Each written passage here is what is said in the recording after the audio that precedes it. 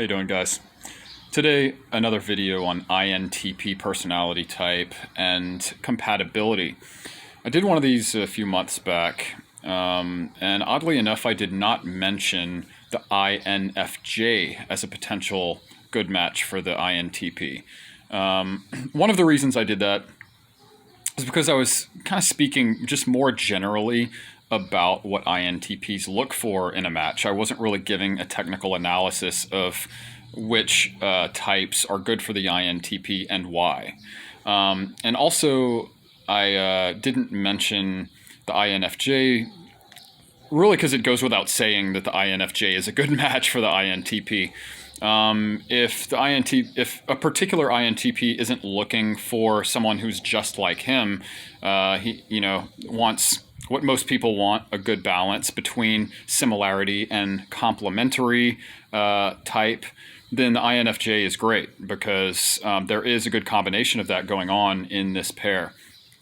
Whereas the INTP's dominant function is introverted thinking, the INFJ's tertiary function is introverted thinking. So the INTP kind of raises the INFJ's introverted thinking function to a higher level and puts it usually in a framework that the INFJ can appreciate and respect. Because when we're talking about the perceiving functions, they're both intuitives, of course. The INTP's secondary function or auxiliary function is extroverted intuition, and the INFJ's dominant function is introverted intuition. So they take in information differently, and they are able to frame that information, make it, put it in terms that the other can understand, usually. But it depends on the particular people that we're talking about. Everybody has different communication styles and different deeper values, and we'll get to that in a second. Also, the INFJ is good for the INTP because her auxiliary function is extroverted feeling, whereas the INTP's inferior function is extroverted feeling. So one of the problems that a lot of INTPs run into when it comes to compatibility and connecting with people in general, because we do tend to be quite introverted, is being emotionally vulnerable and being able to emotionally connect with people. And which for us really means getting comfortable with that inferior extroverted feeling function. And since that's in the auxiliary position and is better developed in the INFJ, and they perceive things with their introverted intuition in a way that we can appreciate and understand, and also have a complementary function to. It kind of helps us through respect of their perspective, be a little more comfortable than we are probably with most other types in being more emotionally vulnerable, emotionally open, because INTPs are such thinking types, and a lot of us really believe that rationality above all else should be that main mode of functioning. And so, but that's really, when it comes to taking in information and processing it and making use of it, well, that's what the cognitive functions talk about, But as far as deeper values go, and this is why the INTP can get along with any other intuitive type, I would say on a compatibility level, I would say excluding the ENFJ. The ENFJ is a little too much like a sensing type, more so than the other intuitives. But as far as the intuitive types go, INTP can, under the right conditions, make it work with any of them. But that's because there's so much variability within each personality type. Just because there are 16 Myers-Briggs types, that doesn't mean that there are only 16 types of people in the world. There's much more variability within each type than there are differences among types.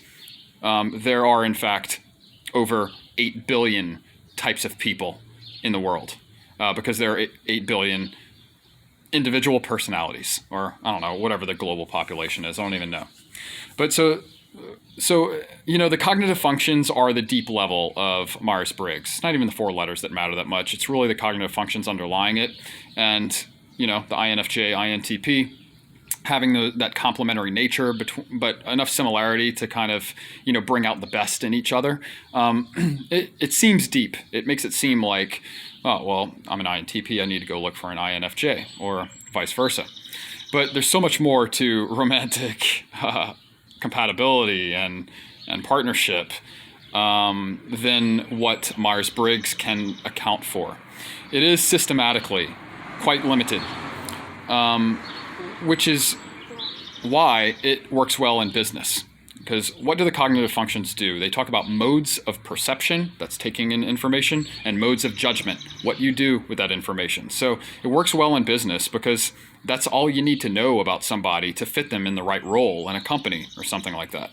You don't really need to know anything about their deeper values and all. I mean, it can help if you want to connect with them more personally, but it's not necessary to get the job done, as long as the job itself is conducive to and accommodating of the individual's deeper values outside of work, then you're good, But for a work setting, you show up to work, you get the job done, and that's all that matters.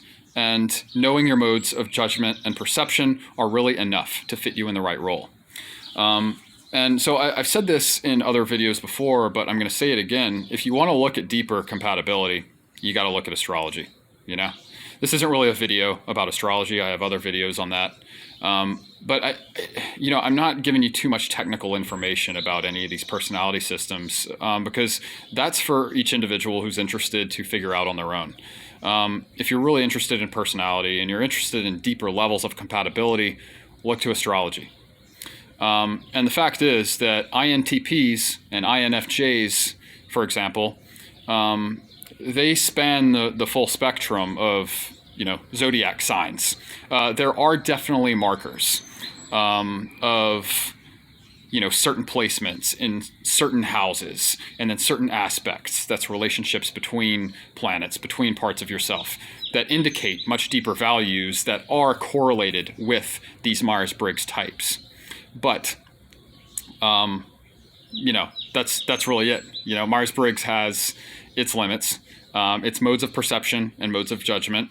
And there can be, a lot to discuss regarding those degrees of compatibility based on how one complements another. But it's only going to take you so far. When it comes to compatibility, you have to look at deeper things. You have to look at values, the houses in astrology. So in a natal chart, it's made up of those 12 pizza slices. Those pizza slices, those places the planets are fit in, within, those are the areas of context of your life and values. The more planets you have in a particular pizza slice, the more you value the area of life that house represents, And so when you lay 2 astrology charts on top of each other in a synastry chart aligning at the ascendant, you see where your planets fit into the other person's houses, where their planets fit into your houses. And that is going to bring a new energy into one of the contexts of your life from the other person. So I'm not going to get too deep into astrology, just saying that Myers-Briggs has its limits when we're talking about compatibility, but I also wanted to give you a brief technical analysis about why INTP and the INFJ, generally speaking, are good pairings. But you're going to want to look at many more things and deeper things that astrology can provide, but which Myers-Briggs is systematically incapable of accounting for if you want to know if you're truly compatible with someone. So I know a lot of you guys are, if you found me, then you're probably just getting into Myers-Briggs, or, that is like the limit of your knowledge and or inquiry into personality. But there are other systems out there that do many other things much better. So that's my video today. Hope you guys enjoyed it. See you in the next one. Cheers.